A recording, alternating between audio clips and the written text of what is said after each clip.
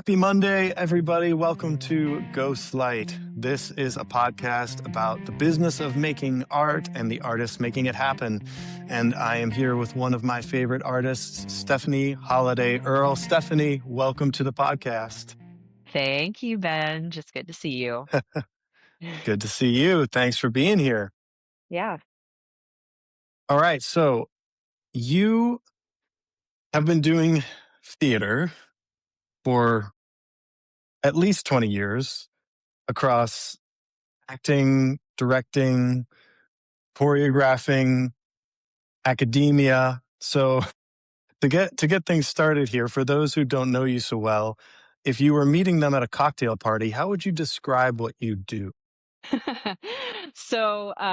Right now, I would say that my job is sort of a three-headed monster.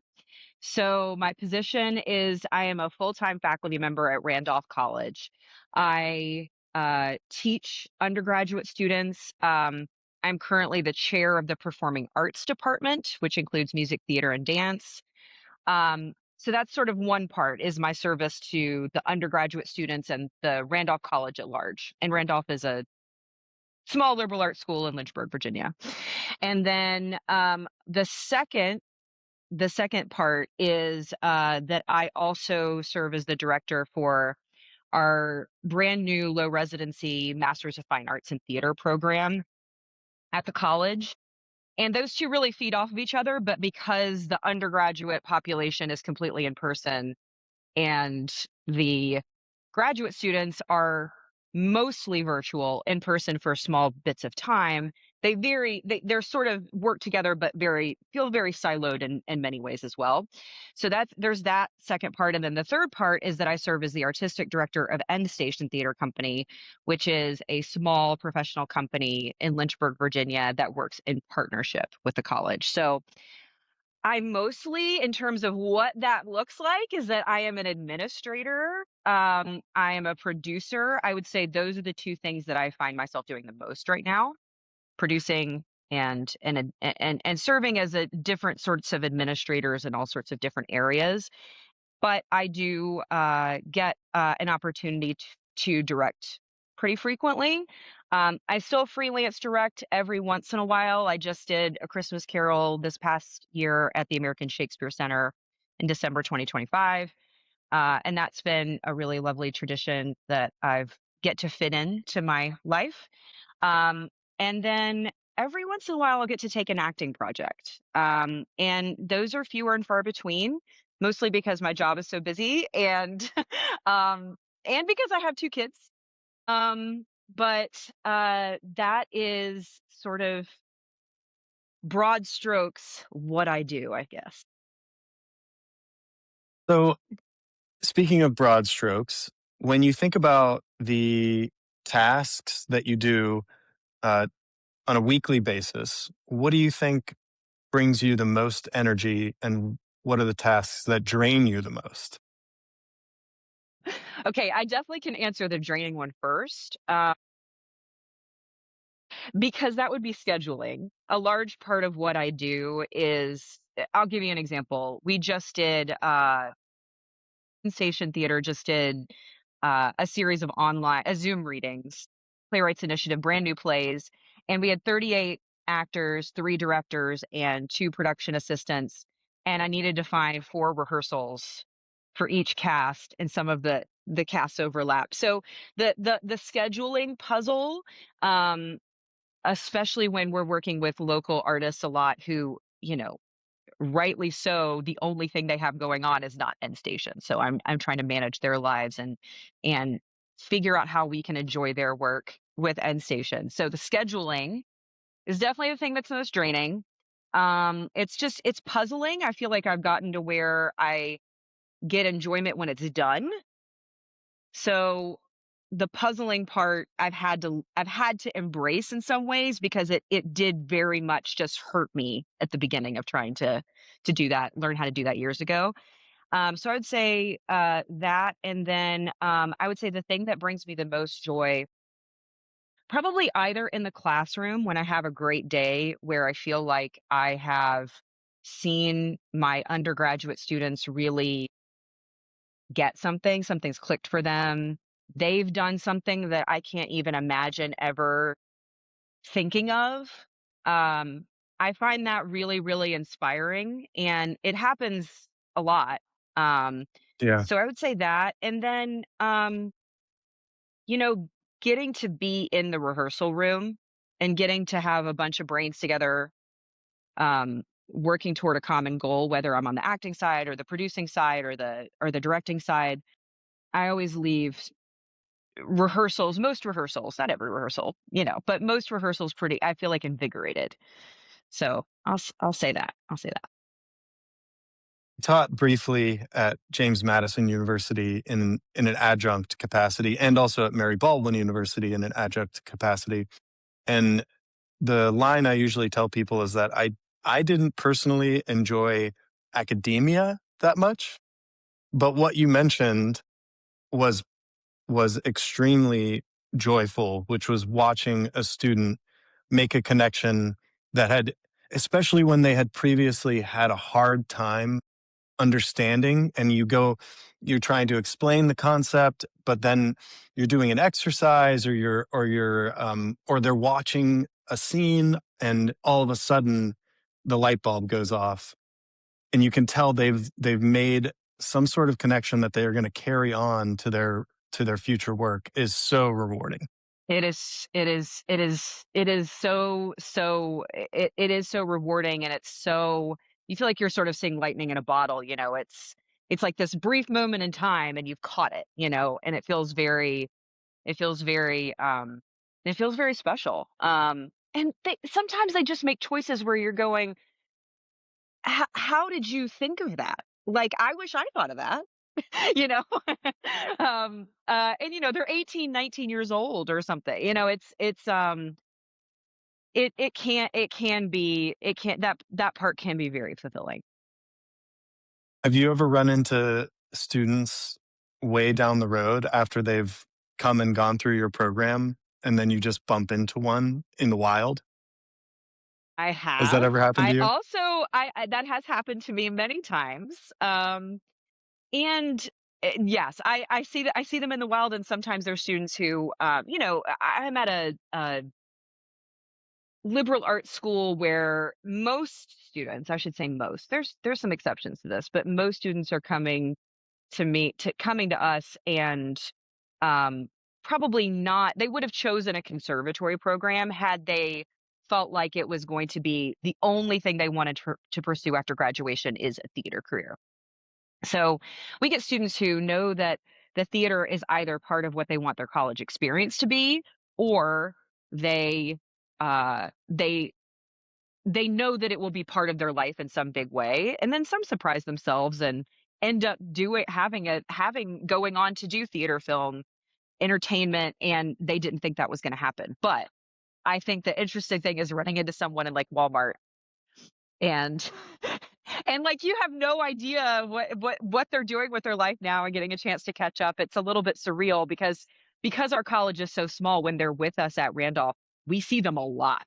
Like, they are always there. My office is 5 feet from the green room where they all hang out, and then they go on, and then it's just this sort of disappear, and then to run into them in the wild is sort of wild. So you mentioned earlier that you are a mother of two, and so you have a family. You obviously have a full career with multifacets. How do you go about managing the distinction between work time and family time? It's a great question. That sigh says it all. It's not I easy, right? know. It's so not easy. It is something that I'm learning all the time.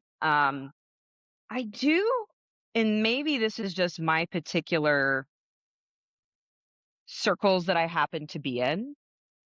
Um, I tend to find that parents in the rehearsal room, especially in a professional situation, are more rare than common.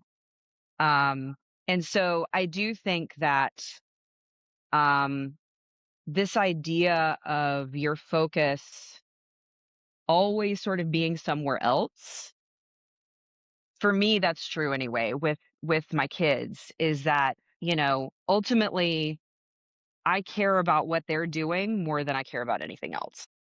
So trying for me when I'm with my kids, um, I find it a little easier to focus on them when I'm with them, and the opposite is not true. So if I'm at work, I'm having a hard time not thinking about what's going on with them. So I would say focus.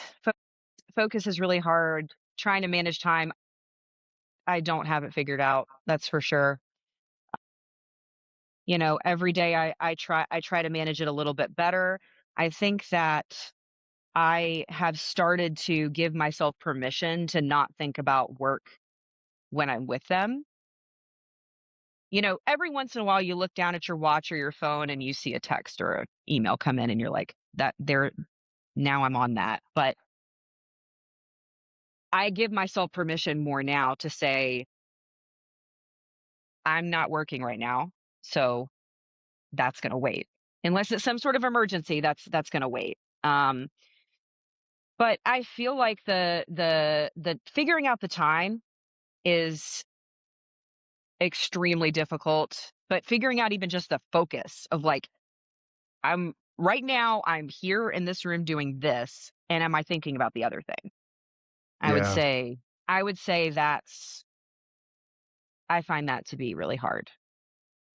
I And love what you said about learning it constantly because yeah, it's not a you figured out the answer. It's about process and trial and error and continuing um, to do your best to put your focus where it belongs in the moment, which is extremely difficult, especially in this day and age with technology.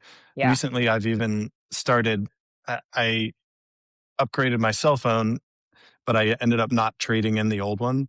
And so I've started having like a dummy phone that Mm, attaches to Wi-Fi so I can still do some of the things that my phone will sometimes lead me to distractions on, like Spotify, or we have smart lights so I control the lights from my phone. But then right. you know how that goes. You go on for one thing and it leads you down a rabbit hole, and all of a sudden the 45 minutes you were supposed to be playing or doing something with your family and you're on dealing with a work thing. And I just Yeah, think it's it's all about strategy and figuring out what works for you, and yeah, and just keeping your focus where it belongs in the right moments is hard. it is a definitely a constant struggle for me. Uh, you know, and I love what you just said about trying something, you know, you just have to constantly be messing around with different strategies to sort of figure out how you can put yourself really where you need to be. And I definitely think that it's also wonderful to talk to a fellow parent in the arts because I do think that um you know, the most recent production that I worked on at for Christmas at Christmas Carol at the American Shakespeare Center, there were a couple of other parents in the room, and it's nice to be able to say to someone who you're working with, like, I'm really thinking about my son's swim meet right now and how he's doing, and I'm here at rehearsal. And they're like, yeah. And it's like if sometimes I feel like if you say that to someone who's not a parent, it's like, whoa, you're not here. Like, are you going to be able to do this? And it's like, parents are superheroes that they can do that, even though their mind is in a bunch of different places at one time. And it's just the way it's going to be. Um, so it was nice to have a couple of people in the room for that production that I could say something like that too, and they're just like, "Oh yeah, I'm thinking about this," and I'm like, "Huh, cool. we're we're in this together. We're in this together." Yeah. Yeah, it made me think of another tactic that I've been trying to employ, which is giving what I can and being honest about that in Mm, both scenarios. yeah. So if I can only give 30 minutes of playtime to my kids without losing my focus, it's better to give them that and not be distracted for an hour, right? And the same thing like in the rehearsal room, if you are distracted because of an important thing that you are missing because you're in the room, Yeah. it's like, okay, well, that's the reality of where I am. Yeah. So what can I do? And, and then what can I do to acknowledge, you know, the reality of what I'm facing? And I, I think that's super important to kind of recognize our own limitations, Yeah, set and yourself proceed up for accordingly. success. Yeah, set yourself Yes. up for success. Like, set yourself up for something that you actually can give and you can do. No, that's very So real. That's very real. a word that's been going through my head as we've had this whole conversation has been non-negotiables. And it makes me wonder what comes to your mind when I say non-negotiable. You know, I think that they shift a bit as my kids go through different phases, but um I have certain non I have certain I have some of those with things related to my kids and my family. Certain holidays. Um I talk about it way too much, but my older child is really into competitive swimming right now. And during the summertime, there's a meet every Monday. It's kind of nice that in the theater world, taking a Monday off is usually the way you do it. So it works out It's really usually well. okay. But, if we have to flip and have a different day off for whatever reason, I always go into that going, okay, but from this hour to this hour, you won't have me because on Mondays I do this.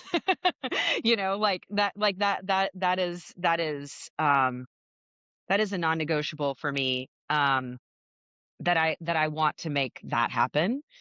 Um, I would say that I would say, in the rehearsal room, I also let people know, I have a specific notification that it'll come through on my computer if I get a phone call or a text from certain area codes. Took me a long time to figure out how to do that because I'm not tech savvy like you are.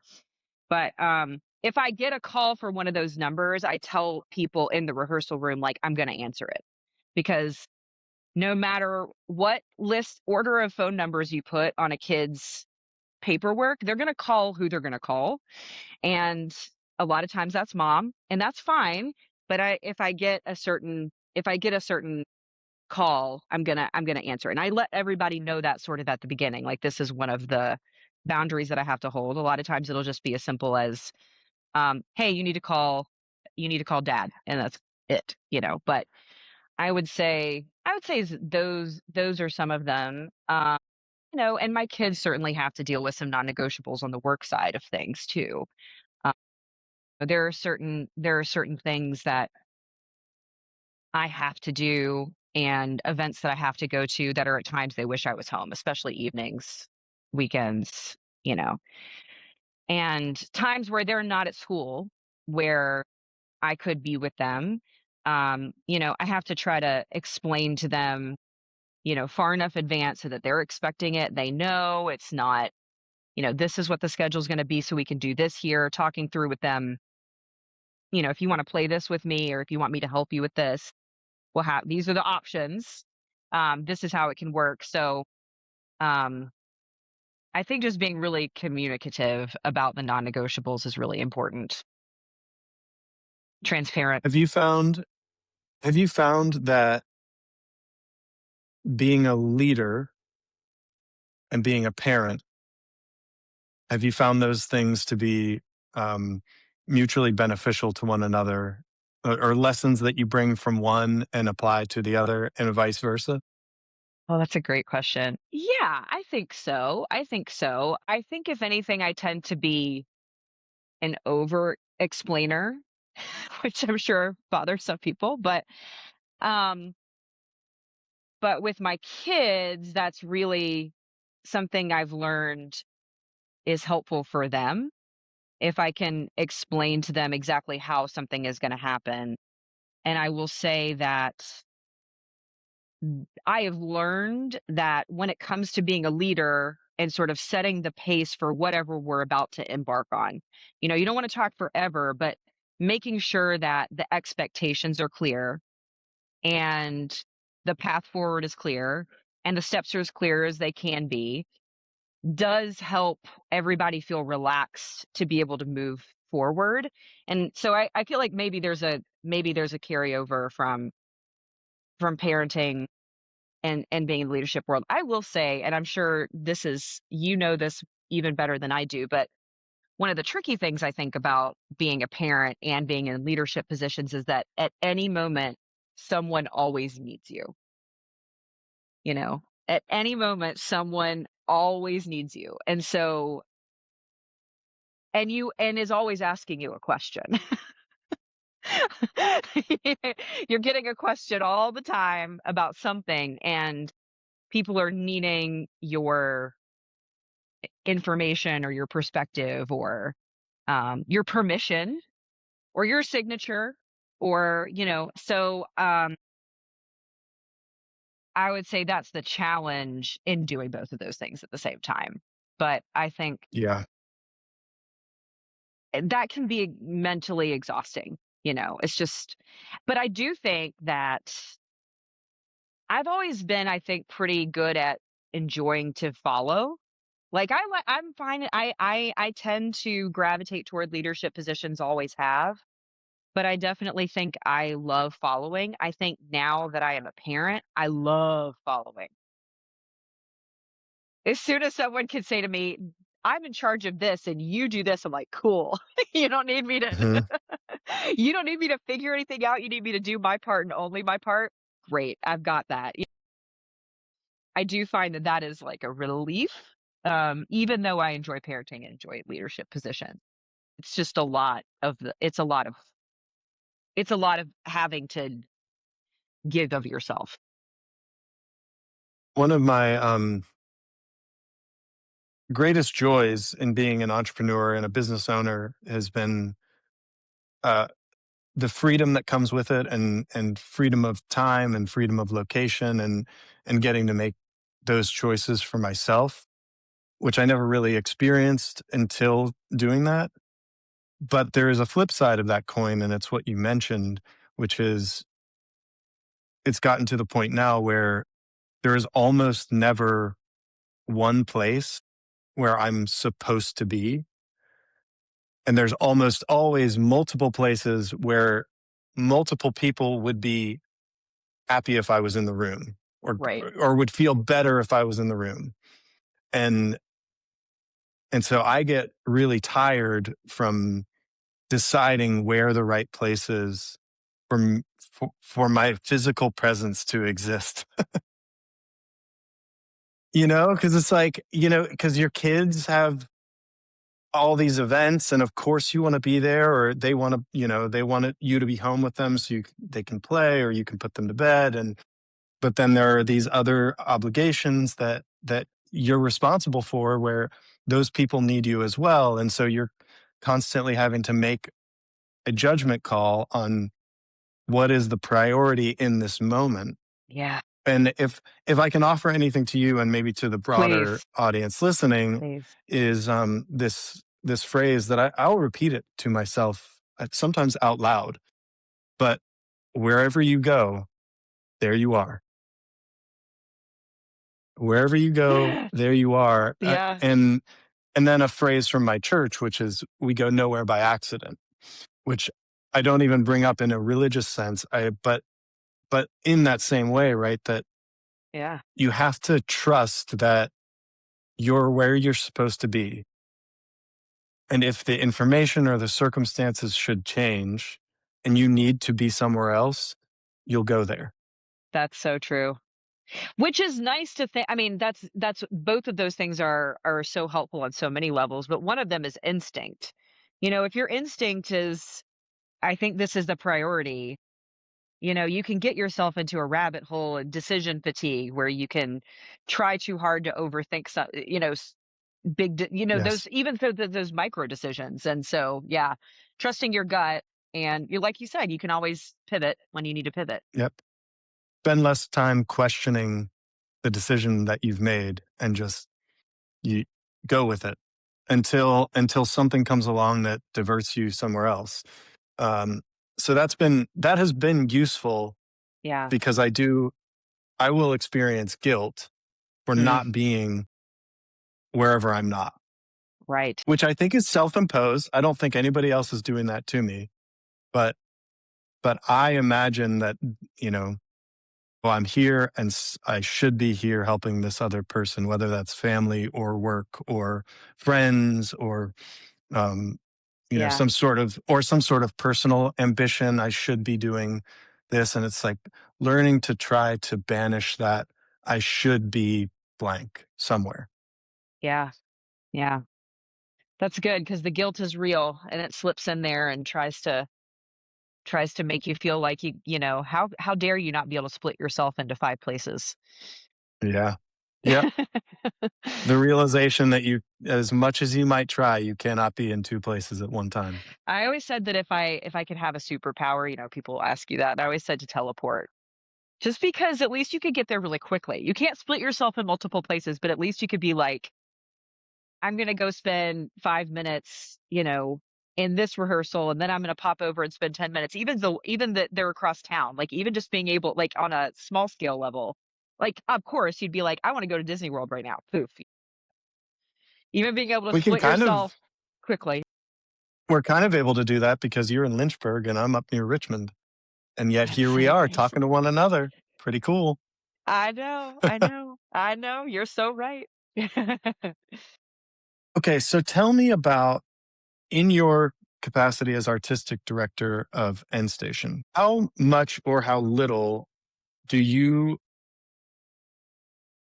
uh, become involved in the conversations regarding the finance of how the how that all plays out and what you're able to do and not do based on what's going on with donors, grants, and earned income?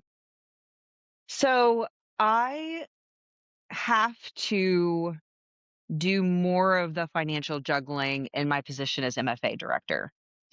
For End Station, Patrick really um, takes on all of the financials for the most in on a broader scale. But I definitely am in the position with him where we have to sit down and go, this is the production budget for this show. This is what we can spend. And having to pinch pennies here and there and prioritize, um, you know, having a slightly larger cast or having a slightly larger set or, you know, I am involved in a lot of the where are we going to spend the money? Um, that is where I come into play, but I am, um, happily, not in the position to have to, create the budget or, um, you know, tweak the budget either at the beginning either going into the next fiscal year or while things are happening in real time. Um, Patrick does all of that. So, Do you it's more about, basically like, look, I'm helping spending it. this is the project that we're doing. This is the amount we have to spend on the project. And is that more accurate than this is the money we have for the year? How should we divvy it up between the projects? Get I do weigh in on some of that. You know, especially because from project to project, the needs are so vastly different. The expenses are so vastly different. And that gets into season selection too. Like if I know this is our overall budget for productions, for example, then it's choosing things that we think can fit within that, obviously. And then so I definitely get to weigh in all throughout the allocation process. Um, all the way up until, you know, do we want the Shakespeare to have 13 people or 12 people? You know, if we have the 13th actor, then that's going to take something from somewhere else. You know, figuring out once it gets to down to this is the budget for the project, I'm in there I'm pretty hands-on once we get to that stage. Okay, that prompted me to a rabbit hole, which is how does the actors union play into your decision making process? when you're looking at it from a budgetary standpoint. And then we might get into maybe your role in the actors union and how that played a part of your journey. But let's start with Yeah. how does it impact the process of allocating resources in your process? So we are such a small company that for us to hire even one union actor is the equivalent of the whole rest of the cast. So, as you might imagine, that is uh we would love to hire more union actors, and every we have a little bit more. We were able to hire a union actor last summer, and I think that's the first time N Station did that in, oh goodness, I'm gonna spitball an amount of years, but at least 8 years. So I definitely think we're moving toward being able to offer more contracts, but it is a very and sometimes it feels really important to be able to do that. There's a specific role that really requires um, someone that isn't um, in our pool of folks that we see here at local auditions or that submit to us. We're looking for something that is very specific, and so it becomes important, or it becomes Necessary for the necessary. production? Yeah, necessary for the production to succeed. Because you have a limited pool of actors who are local, being in Lynchburg. There would be an even lower number of union actors who live in Oh yeah, Lynchburg, I would imagine. yeah, And so it becomes when those things are when that pool and the problem you're trying to solve for from a casting perspective, when those are not congruent, now it's like, well, we've got to figure out where does this talent come from? yeah. Yeah, that's exactly it. Is that, and we offer over the summer, we're able to offer apartment housing, which is great. So we do bring in lots of out of town actors. They are 99.9% all non-equity. And so it really comes down to financially what we're able to do. And in the example of Whirlwind, last year when we hired AK, there was something about him and how he fit into that role. And he is an acting professor and just one of the greatest people you'll ever meet. And having him be a part of that cast, it wasn't just how right he was for the role, but what he was going to bring to the experience for the director and the other actors and the team. Um, it really needed to be him. And so we were able to make that happen financially. But that was also a smaller cast, so it's like spending more money on one person when is more possible when the cast is smaller. So, it affects the, choice of play you're producing as well. And we went into that having a suspicion we were gonna be hiring a union actor and that we were gonna need to do that. Um, yeah, actually, I lied.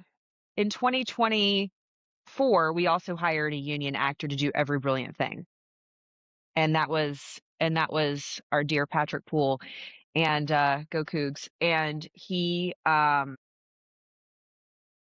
that became necessary because that's again, like, it's a whole the play is that person, and,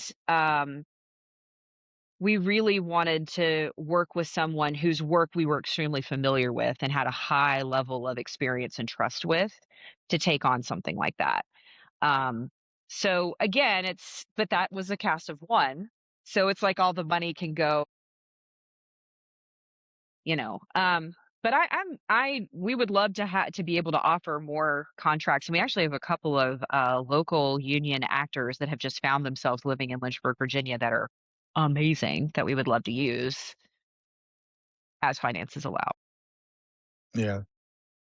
Do you feel comfortable talking about your journey with the actors Sure. union? Yeah, I definitely do. Yeah. So tell me a little bit about that.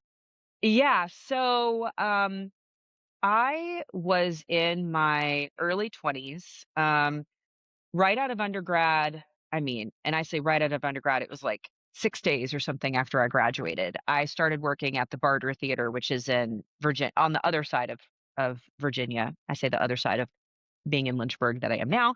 And it was just I cannot fathom a better right out of undergrad gig. A better, I mean, that place is amazing in every way.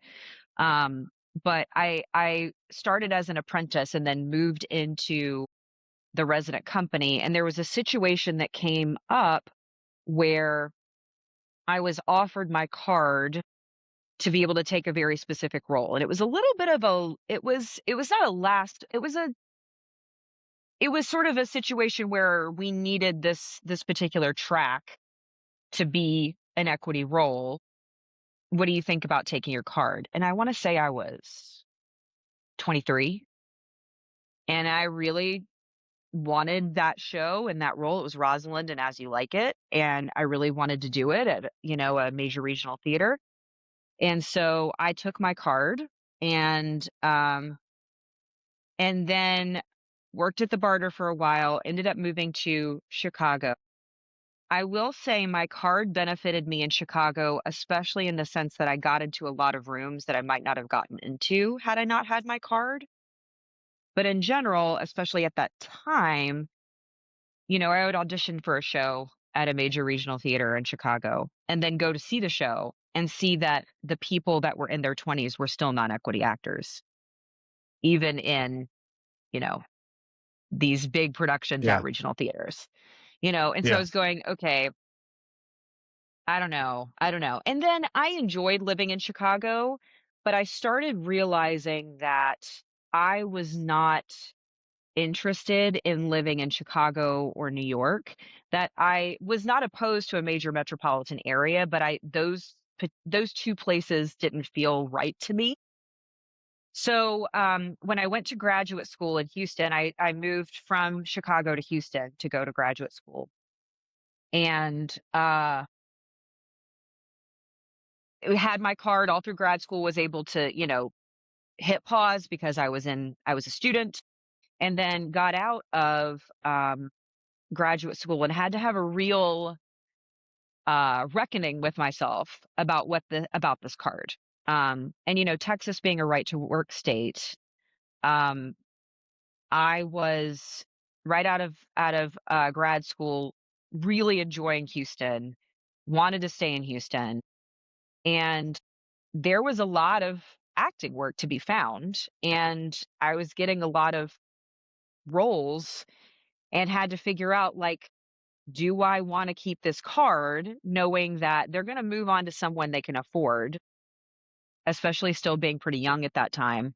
They're going to move on to somebody they can afford, or they're going to give it to me. And so I decided to resign from equity at that time because it just the amount of union positions in Houston, I don't know what it is right now, but at that time there were not very many for people that were under 30. And so it made more sense for me to constantly be in a show and getting paid to act and be able to negotiate my salary. Um, at some of the smaller professional theaters in Houston at that time, I knew that I was getting paid the same amount as the equity actor. They were actually paying more for the equity actor because they were paying into the pension and the insurance and all that. The theater was paying more for that, but in terms of what the actor was taking home, I knew that I was taking home the same amount. And not to say that the health insurance and the pension are not reasons to be in the union, because they are. But I resigned from equity, and I have not regretted it. I think that based on the areas that I've lived, I've just been able to audition and get hired and play great roles because I'm non-equity. Yeah, it was a really tough decision. But ultimately, I said, "I wanna be constantly working. I don't wanna wait to work. I don't wanna wait for the role." I mean, I was in a show, and then a show would close, and I would be in another show, and I just was acting all the time, and that was my priority. Yeah. Yeah, I mean, ever since I joined the union, I think I've done a total of 3 contracts, and it's been I joined in 2019. Now, that timing might that might be a factor there, but, you know, How did you nonetheless, not predict COVID? I know. Why did you know Should that have was seen that coming? I one don't understand. should have Why seen couldn't that you one see that coming. coming? Um, so Stephanie, you do so much. As you look into your crystal ball and peer into the future, and I think do what most of us do, which is imagine like what life will be like when we've arrived, right? When all these problems are a thing of the past and life is perfect. What does that look like for you in, you know, the next couple of years? So not necessarily in the distant future. Um, what are you what do you kind of see yourself as working towards in an immediate sense? I think in the immediate sense, sort of goes back to what we were talking about just a few minutes ago, which is more balance. You know, I am keenly aware of the fact that my kids are only going to be with me for a very brief window of time.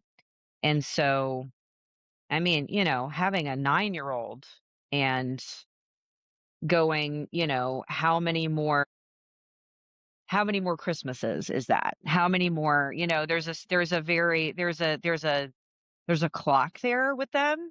And so I'd say more balance to be able to figure out how I can take on fulfilling projects as an artist and as an administrator, um, m- but try to figure out how to um,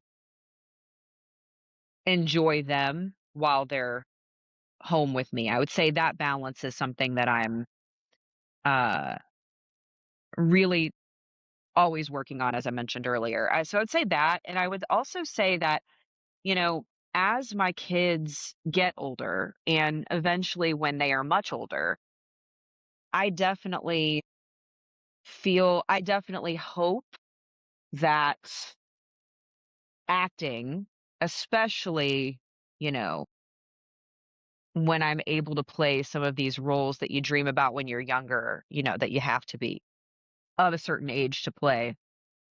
Um, I definitely I'd like to be on stage more. And I think that goes back to part of like that is where I started. Um, I feel like that is my first love in this industry. And I definitely feel like uh I'd love to see myself more and more there as time permits. And I can imagine myself when they're much older and um being able to really seek out complicated roles and trying to put my energy into that. It is I know this is a weird thing to say, but it's honestly not as worth it to me right now. Like right now, I would rather I would rather be with my kids than on stage. I really would. If I can find a role that I can get on stage that works around my life, then awesome, and that's a dream of dreams. But it is not, having to I don't know. I don't even know what I leave town or be gone all of the time is not like I'm taking on an acting role this summer, but it is here in town and it's something that I get to make the schedule for. And if I'm gone for some nights and weeks and it's for an abbreviated window. It's not like taking on like a rep contract that goes on for a year or something like that. So I would say trying to find the balance and then knowing that a lot of that stuff I hope is there and waiting for me when I feel like there's a shift in where my attention needs to be. Cool. Um, and the phrase that came into my head was, I believe it's Oprah Winfrey, which is, "You can have everything you want, you just can't have it all at once." You can't. You can't. And and I think that's definitely a battle, to wish you could have it all at once, but, you have to play the long game. You have to play the long game. So you mentioned that you are on sabbatical. What's that been like for you? Sort of weird.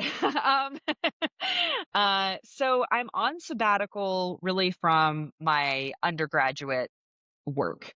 So I'm not teaching any classes this semester, and it's something that Randolph I think it's common at institutions, although I've been hearing that sadly it's being phased out in a lot of places. So every 7 years, Randolph faculty are allowed and I would say encouraged to take a sabbatical. You have to apply to take one, and you have to, your application, your proposal has to include some projects. And the idea is to do some sort of project that you would not be able to normally do while you're a full time faculty member. So a lot of my colleagues that are in different fields would be publishing, or they would be speaking and traveling a lot to do that, researching and traveling a lot to do that. So my version of that is I'm taking on two different artistic projects that are things that would not normally fit into my schedule. Um, so I'm not on on a committee. I'm not going to faculty meetings. I'm not working on anything for our theater curriculum. I am not producing any of our undergraduate shows. That is all, none of that is happening for me this semester.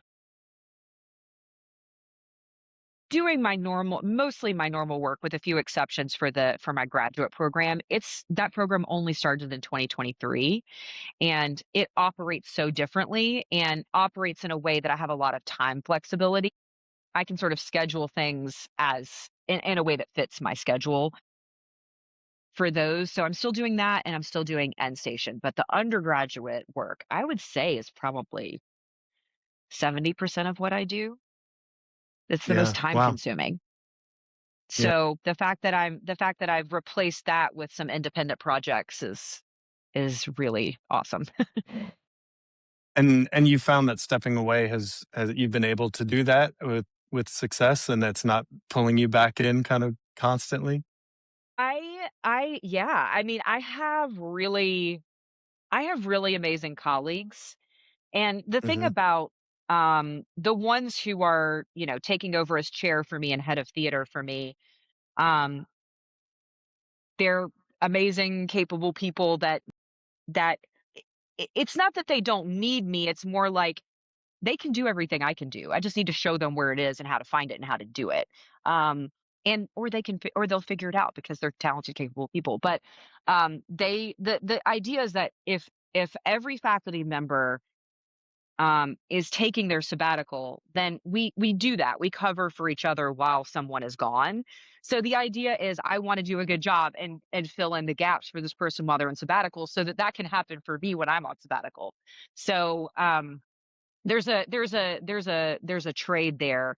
I think I've been able to step back pretty well. It's really funny because Patrick is still he's full time for End Station and part time at Randolph, and he'll be emailing about something, and I'll be like, "What's going on?" He'd be like, "I'm not going to tell you. We've all got it figured out." Like he's like, "I'm not going to let you. Like you don't need to worry about it. You're on sabbatical." Like everybody's trying. Everybody has been really wonderful about trying to let me be on sabbatical. And I've had that happen. I mean, I've had other colleagues that have gone on sabbatical and felt and tried to do that for them as well as best I can. Well, so Patrick, who you mentioned earlier, is your husband, Yes. also your partner at End Station Theater. He's the executive director. You are the Yep. artistic director. Um, and how do you find working with a partner? Do you have any advice for any artists or administrators out there who uh, work closely with someone on a professional level and then also on a familial level at home? Yeah. A lot of people are always like sort of baffled that we do this, and we're I would say the thing about the thing about Patrick and me is that when we first started dating, we were in the same class in grad school. And so by the time we started dating, we had already worked on a number of scenes and projects together and clicked really well artistically first. And so I think we're really lucky in the fact that we tend to have the same goals in terms of what we're hoping the theater will do. We're not ever having to worry about trying to get the other person to see the mission or see the purpose, and we tend to like the same things. So all that is, I think, part of the like just a lucky thing that allows it to work. I will say we have to be careful because we will get excited. Those moments you have where you're not at work and maybe you're like getting ready to go to bed, or you're doing the dishes, or you're doing something where you're doing a task and your brain starts going, "Ooh, I wonder if we should think about this play for next time," or "Ooh, wouldn't it be cool if we thought about this venue," or something like that. And sometimes we have to really stop ourselves from trying to suck the other person into that. Like, we have to ask permission for that. Like, "Hey, I just had an idea. You want me to tell you, or do you want me to write it down?" Like, we have to try to respect the fact that, like, even though I might be, like, enjoying a brainstorming thing that I've got going on that's work related, doesn't mean that my partner has any desire to do that right now. So we have to do stuff like that a Yeah. lot of the time. Like, I just had an idea, like now or later. Like, that's the thing that we try to do. Um, I will say that because, our we schedule each other's lives to work as a team in all respects, we have a lot of conveniences, um, which can be traps, of course, like, "Oh, you're right there. We can figure this out right now, but is this the right time to figure that out right now?" Like you said, with work-life balance, having to be careful of that sort of blur, even though it happens all the time. Um, but I would also say that we can get things done really fast because we're just sort of like, uh, we know each other's passwords. We know where we put the other thing. We know where that person keeps that. I mean, it's just like, it's just very fast. We can sit down and knock a ton of things out quickly. So, I having sort of three different jobs that really are all in one, I don't know that I would be able to do that if we didn't do several of those as a team. Just like if I had to schedule time in a more formal way and really like break down a task with someone I didn't cohabitate with, it would be Right. harder, So Because you're constantly getting on the same page, and that's not to say that that you're never not, but you're constantly aligning in more ways than yeah, one. Both yeah, from a personal perspective and an artistic one, and so you already have such a good sense of what the other one is thinking, and yeah, I experienced that same thing with my wife Lauren, yeah. who and Just a little bit. we it's you start to it's funny because the trap there is that you start to forget, and then you try to work with someone else and you're like, why don't you understand I know. This is how we do it. what I've been saying? Yeah, this is how we do We it. do this Have first, you then we not do been this, and then we do this. That's how you do it. you haven't been a fly on the wall in all of these conversations that we've Yeah. been having? Yeah. Yeah. um It just there's an efficiency for sure.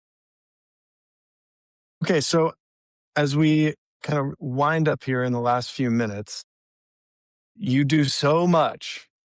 You do so much, which is amazing. I'm so proud of you for all that you have accomplished and all that you continue to accomplish.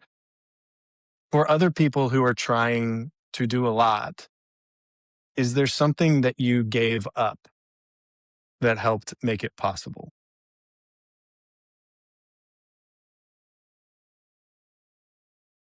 I think I had to think a lot about what my priorities were and what the scope of my career was going to be.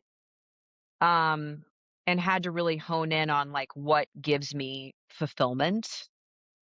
Um, and I definitely think that part of what drew me to End Station, because I was at Randolph way before the End Station thing happened.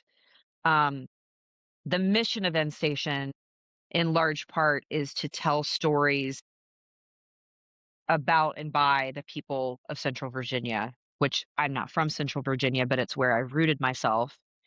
And I you have to think about what the scale that you want is. Our professor Jack Young used to say, you got to go out there and get famous as fast as you can, famous to whatever that means for you. And I think famous is a tricky word, entrenched, ingrained, completely intertwined in the community that you're in and being able to like establish yourself is my takeaway from that. And so I would say for me, having to go, I was trained to go to New York and pound the pavement and have a career that, um, in the major regional theater circuit slash Broadway or film or TV, like that's what we were trained. But that's what it felt like. Um, Sort of the ultimate goal is. And so I think for me, I had to think of like, that can be my ultimate goal, and that's something that I did not take that path. But I wanted to have a family and I wanted to feel a part of a community and feel like I could make change in my community. And so I think I had to think of like what that scale, what that scope is for me. So what I really love about End Station are the new works and being able to bring new stories about the people here because to me, I want there to be high quality theater everywhere. I want theater to be democratized. I want it to be accessible. I want it to be something that we don't have to go somewhere necessarily to enjoy, something that we can see at a challenging level right in our own neighborhood. Um, and so when that when that sort of I want to have a family, I want to have um a life that feels like it is not only work, um, and a life that feels like whatever theater that I'm doing is making a difference, at least for those around me. I feel like that sort of led me to different projects, different goals, different markets, so to speak. So I definitely think, back to good old Oprah, like we can't do it all at one time. You can't have all of the things at one time. And definitely having to, I hate to say give up because I don't feel like it was necessarily a sacrifice per se, but maybe letting go of what I thought the traditional path into this industry was. I had to sort of relieve myself of that and go, if that's not really what you want, that doesn't mean that you can't be doing theater and you can't be taking on artistic projects in the way that you want to. Yeah. Yeah. Yeah. You can want two things that are not congruent with one another. And then you make a choice, Yeah. right? But Yeah. that's, I think, where we often get ourselves into trouble as professionals and just in general as people is that we like refuse to accept the fact that our desires are in conflict with one another. Yeah. And so Yeah. and so then we're just frustrated because we're like, but I want both.